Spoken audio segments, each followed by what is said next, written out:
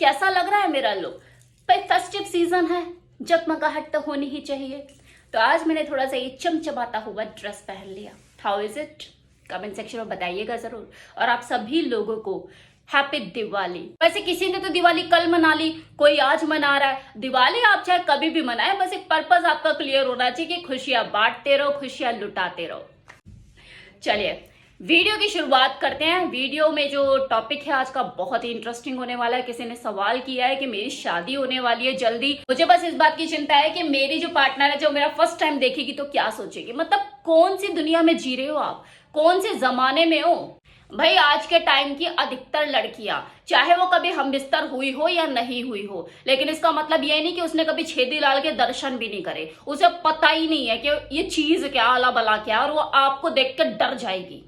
हाँ, कुछ जगह पर ये पॉसिबल है क्योंकि अपवाद हर जगह होता है। अगर आप दूर दराज ऐसे क्षेत्रों की बात कर रहे हो तो वहां पर आपको इस तरह की लड़कियां देखने को मिल जाएगी जिन्होंने कभी देखा ही नहीं है। हो सकता है, मैं मना नहीं कर रही, लेकिन अगर आप मेट्रो सिटी में रह रहे हो और यहाँ की लड़कियों की अगर बात करें तो सोशल मीडिया का टाइम है, मोबाइल हर किसी के हाथ में होता है। अगर वो रिलेशनशिप में भी नहीं है ना किसी के साथ, तब भी उनको पता है कि अरे कैसा होता है, कैसा दिखता है। ऑनलाइन चैट होती है, वर्बल टॉक होती है, लोग बिना मर्जी के भी सेंड कर देते हैं चीजें कि यार देख, सही है ना। ऐसा नहीं है कि किसी ने देखा ही नहीं है। ये बहुत पहले का टाइम हुआ करता था जब कोई कभी लड़की देखती थी तो वो डर जाया करती थी, ये क्या है।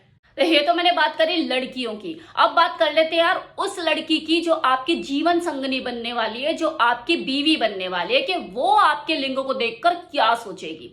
प्रैक्टिकली उसने अगर सर्कस ज्यादा नहीं खेला है तो उसके अंदर उत्सुकता होगी, एक चिंता भी होगी, और देखते वो सोचेगी यार आज तो मेरी आफत है। वो तन की तंदुरुस्ती और मन की मजबूती से आपके साथ संबंध बनाने के लिए तत्पर रहेगी, उत्सुक रहेगी कि आप सब बढ़िया से चीजें हो जाए। वहीं अगर लड़की थोड़ी सी भी अनुभवी है, उसने चीजों का एक्सपीरियंस किया है, खेल ली खाई है, तो ऐसे में उसकी जो एक्सपेक्टेशन होती है वो होगी ही, साइज और शेप को लेकर नहीं, परफॉर्मेंस को लेके। और ऐसे में अगर उसे अपने हिसाब की चीज मिल गई या उससे ऊपर की मिल गई तो उसका जो इंटरेस्ट है अपने हस्बैंड में, मतलब आप में, बढ़ता चला जाएगा। टेंशन में मत आओ सुन के, क्योंकि मैं बहुत प्रैक्टिकल सी बात करती हूँ। मैं वही बोलती हूँ जो आज की रियलिटी है, जो आज का टाइम है। वो आपकी परफॉर्मेंस को देखकर आइडिया लगा लेगी कि मेरे को ढीलू मिला है या सख्त चीज मिली है, या बच्चे ही पैदा कर सकता है और मुझे संतुष्ट भी कर सकता है। इस चीज का उसे आइडिया लग ही जाएगा। मैं यहाँ पर किसी के शेप और साइज को लेकर बात नहीं कर रही हूँ, क्योंकि वो हर इंसान का अलग अलग होता ही है। भाई 19-20 का फर्क होगा ही ना, सबके माँ बाप एक ही तो नहीं होते ना, हर किसी के अलग अलग होते हैं। कुछ चीजें जीन पे भी चली जाती है, तो कुछ आपने अपने पीनस की हेल्थ को कैसे मेंटेन किया उस पर भी जाती है। मैं बात कर रही हूँ उसमें होने वाले इरेक्शन की। आप उस अपने जो आपके पास टूल है उससे किस तरह से काम लेते हैं, कितने आप स्किल्ड हैं, फोर प्ले कैसे करते हैं, आप उसको अपने लिए पगला सकते हैं या नहीं, ताकि वो और लेने के लिए उत्साहित रहे। उस लेवल की परफॉर्मेंस की बात कर रही हूँ। यही चीज आपको उसके मन पर चढ़ाएगी, राज कराएगी। अब अगर कोई लड़की बिल्कुल भी इनएक्सपीरियंस नहीं है तो वहां तो आप कुछ भी लेकर चले जाओ अपना, उसके लिए वही चीज, वाओ क्या बात है। लेकिन अगर थोड़ी सी भी कोई अनुभवी है, ज्ञान रखती है और अगर एक्सपर्ट है, तो वहां पर आपको उस हिसाब का अपना परफॉर्मेंस देना होगा। भाई शादी के बाद अगर आप गाड़ी चलाना सीखोगे कि यार मेरी शादी हो चुकी है, मुझे अपनी बीवी को लेकर जगह जगह जाना पड़ता है तो मैं गाड़ी चलाना सीख लूं, तो उसे आप कभी इंप्रेस नहीं कर पाओगे अपनी ड्राइविंग स्किल से, क्योंकि वो सीखी सिखाई है, पहले से सीख कर आई गाड़ी चलाना। वो खुद बोलेगी तो साइड में बैठ मैं चला लूंगी। सेम इसी तरह से अगर आप शादी के बाद जाके ऑनलाइन पढ़ पढ़ कर चीजें सीख सीख कर आओगे, कूदोगे उसके ऊपर, तो वो 2 मिनट में भाप लेगी चीजें। आप उसे कभी भी अपने स्किल से इंप्रेस नहीं कर पाओगे। इसलिए मैं हमेशा से कहती हूँ कि शादी से पहले 1-2 रिलेशनशिप होने चाहिए।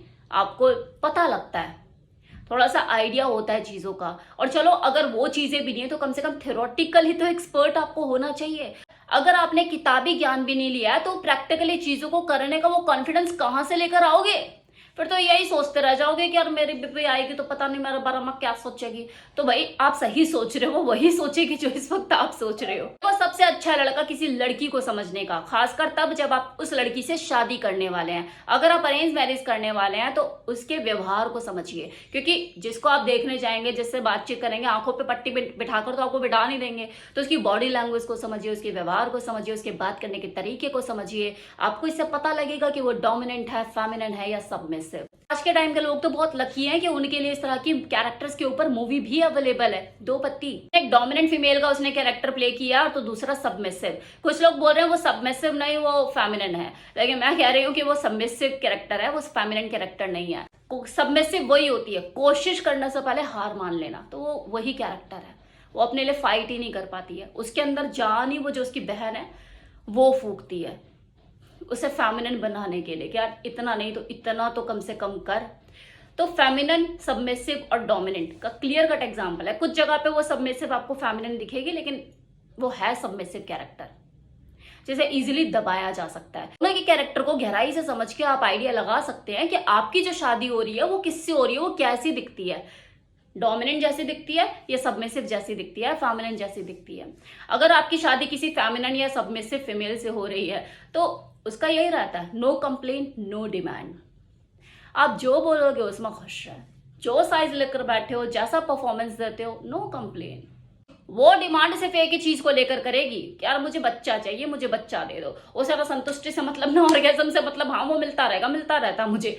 वहीं अगर कोई डोमिनेंट फीमेल से आपकी शादी हो रही है तो आपके लग जाने हैं। शुरुआती टाइम में हो सकता है वो अपने कैरेक्टर में ना आए कि नई नई शादी हुई है, चल ठीक है टाइम देते हैं, 1-2 साल देते हैं, इसे देखते हैं, करते हैं कि ठीक है मेरे सामने ही सीख रहा है, चलो अच्छे से सीख लेगा। अगर तब भी ना सीख पाए तो वो लगा देगी। तो शादी इज अ बिग डिसीजन, फिर चाहे वो लड़का हो या लड़की, सोच समझ के कदम उठाना चाहिए। कभी भी प्रेशर में आके शादी नहीं करनी चाहिए। कभी भी ये सोच के कि यार मैं यहाँ से निकलूंगी तब जाके मेरी 2 बहनों का भला हो पाएगा, भाई ये भी बड़ी हो रही है, ये सोच के कभी शादी मत करो।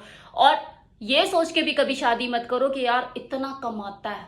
तो पैसे कमाने से आपकी इनर स्ट्रेंथ, आपकी पर्सनालिटी, आपके कॉन्फिडेंस, आपके व्यक्तित्व का कोई लेना देना नहीं होता। यही सेम चीज लड़की के ऊपर भी अप्लाई होती है। अगर आप अपने लिए लड़की देखने जा रहे हैं, अरेंज मैरिज कर रहे हैं, तो सिर्फ ये लड़की या लड़की जैसी दिखती है डिसीजन मत लो।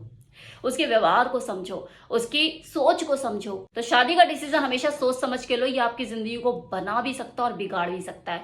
ऐसा ना हो कि आपको कुछ सालों के बाद पछतावा हो, क्योंकि अधिकांश लोग वही जिंदगी जी रहे होते हैं जो उन्होंने खुद से अपनी चुनी ही नहीं। ऐसा बहुत कम होता है कि बाकी लोग आपकी जिंदगी का चुनाव करें और आपको उस इंसान में अपने हिसाब की चीज मिल जाए और आपकी जिंदगी जन्नत बन जाए। बाकी कोई रब ना बना रहा जोड़ी, आपकी जोड़ी बनाने वाले वो आपके समाज के कुछ 4-5 लोग ही होते हैं जो आपके भगवान बन जाते हैं कि हम चुनेंगे। भाई आपसे ज्यादा आपको बेहतर कोई नहीं जान सकता। और अगर आप नहीं जान पाए हो ना तो खुद को टाइम दो, जल्दबाजी बिल्कुल मत करो शादी की। क्या मेरे को शादी करनी है, कोई ना मर रहा शादी के बिना, वरना आप जिंदगी भर पछताएंगे। और वही लोग जो आपके भगवान बनकर बैठ गए थे ना, बाद में भी किस्मत का रोना लेके आगे तेरे किस्मत, यही गाएंगे और फिर दूर दूर तक नहीं नजर आएंगे, अपनी नजरें बचाएंगे। तो बाद में अपनी किस्मत को बदलने से अच्छा है अपनी किस्मत को खुद लिखो, इंतजार करो, वरना सिंगल जिंदगी बिता दो।